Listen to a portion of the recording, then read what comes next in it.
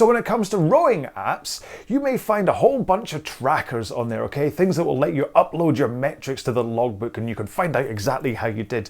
There's a couple of racing apps, but what is really lacking is fun, okay? There's not that many fun apps out there. But Cardilove have come along and they have designed something which is meant to be a whole bunch of fun. Now, before I get into the review, please, I just want to do a call out now. Leave me a comment below in this video and let me know what you use. If there's something that I haven't talked about at all on this channel, then please leave me a comment and let me know what that is. But let's take a quick look at Cardilove. So rather than making you stare at my face, I thought I'd just let you see the app. The first thing you have to do, of course, is find it on the Google Play Store or on the Apple App Store, download it and install it. Now, if you haven't already, then sign up for a free trial to be able to use it. And then if you stick with it, it'll cost you round about $8 or $9. Once you've got it installed, you'll have to do the normal login process and stick in some metrics, and then you're faced with the workout screen. Now, there's a few on offer as you get into here, but of course, we're going to look at the rowing adventure first off. Now, because it's a rowing adventure, of course, all I can pick here is a rowing machine, so select that, and then it'll ask what I want to connect to, which in my case, obviously, is a Concept 2. So pick that, allow Bluetooth, and then turn on my PM5 monitor, press the connect button, and Cardilove finds it and will connect to it. With all that sorted, I now have to check what kind of workout I want. Now, because it's the first time I've ever used it, I'm just going to pick free workout and see what happens. But of course, you can see there are other options there. Okay, so that's us starting, and you can see it already looks as though this could be fun. So start rowing to begin. And there we go, we seem to be a medieval knight walking through the forest. All right, so it wants to take a short while to measure our rowing and kind of see what kind of pace we're going at, and then it's going to give us a baseline that it wants us to go at. And in this case, it wants us to hold 25 strokes per minute. More on this in a moment. Now you can see at the bottom that there's an icon, a heat map, red, yellow, green, and then yellow and red again. If you keep to your stroke rate, then it'll stay in the green. If you go a little faster, it'll go to the yellow on the right. A little slower, it'll go to the yellow on the left. That should make sense. Of course, there are some metrics on screen. You can get your pace and stroke rate, and then you're faced by a bee. Now, this took me a while to work out, but because he's got a red line on top of him, I worked out that I have to take my stroke rate up into the red in order to be able to defeat the bee. And that's quite a lot of fun. You can see top right hand corner, I'm rowing at 145 and at 32 strokes a minute in order to defeat the bee. And this goes on for a good little while, and then after a few crafty strokes, you'll see that I'm able to, come on, one more stroke, let's get there. I've defeated the bee, and look how happy I am. All right, so that's kind of what happens. Then we're off walking again. Try and hold that 25 strokes a minute. You can see that I'm at 26, 28, so it's obviously gone up into the different color rather than in green. And then I think I slowed down and we get into the green again. And now I've got to fight a flower. So same thing again, I can see red on top. But this time I thought, well, if it's just on stroke rate, do I really need to actually row? So I just stopped rowing and then just pulled as quickly as I could and was up at like 80 odd strokes a minute. You can see how quickly I defeated the flower. So this is kind of a bit of a flaw with this, is that it doesn't really care about your pace. It's only based on strokes per minute.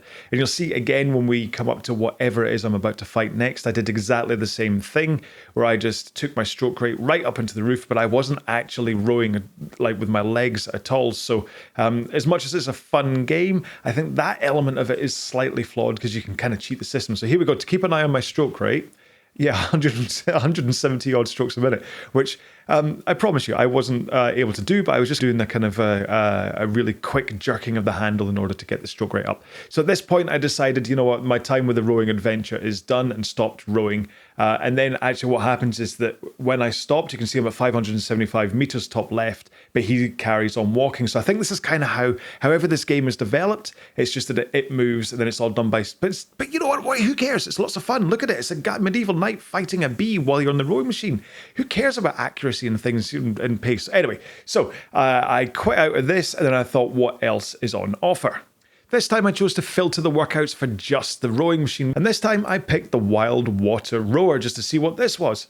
Obviously it has two different ways to show me it, so I picked landscape, of course, and you can see it's giving me options for what I can use. So it doesn't have to be the rowing machine. I could have used an elliptical, a bike, or a treadmill to control what's going on here. Same thing, I'm already connected to the rowing machine, and I'm going to pick solo, even though it gives me the option to race others online.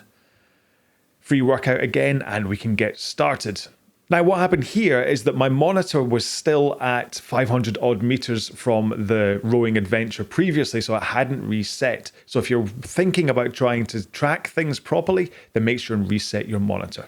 And then I'm rowing again. Now, this time there wasn't any kind of game side of it. It was basically just watching my little icon rowing along while I was rowing on my rowing machine. But if this is the kind of thing that you're looking for, then maybe this is just entertaining enough for you. You can just get a chance to go for a little row and you see him rowing away.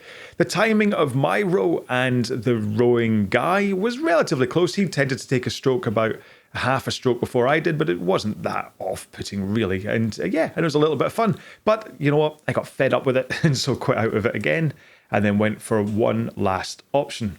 And this time I picked retro race, a nice 1980s look. Same thing with the orientation and picking a machine, and then I was able to start the workout.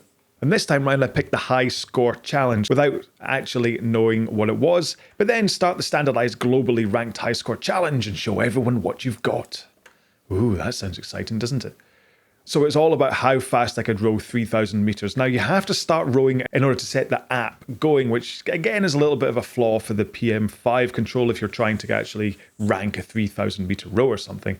And then it gives you the countdown. So the PM5 is already going and then I start rowing. So there's a little bit of an offset happening here.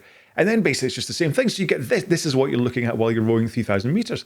Again, lots of retro 1980s fun while you're rowing your 3,000. So if this is the kind of visual stimulation that you need rather than having some kind of a game of having to fight a bee and a flower and stuff, then this might actually really work for you. But yeah, so again, I didn't do the full 3,000 meters. I stopped early just to try and just experience what this was like. But you know what? Actually, it was a lot of fun. So for the rowing purist and the racing rower and someone who cares about the logbook and numbers and all that kind of stuff, this app probably isn't going to hit the market for them. But actually, I don't think this is who this is for. I think that this app is just for the people who want a way to pass the time and have fun. And that's what it is. It's just fun. You're fighting a flower as you up your stroke rate and all this stuff. And yeah, it's flawed a little bit because it's done by stroke rate instead of pace. But I'm sure the developer might at one point put that into. Who knows, if he sees this, he might listen and go, oh yeah, that's a good point. But it's definitely, if you're looking for a bit of fun, then this app is there for you. Now, of course, if you're looking for structured workouts and all that stuff, then all the videos I have on my YouTube channel, they will give you either serious workouts if you're training for a 2K or something, or a little bit of fun in itself for the RowAlong adventure series that I just basically tell you a story while we row along together. Not that I'm trying to steal the market of the Cardilove app, of course. But if you do check it out, please make sure and leave me a comment below and let me know whether you enjoyed it, whether you had as much fun as I did. And I really do look forward to seeing more from this app in the future.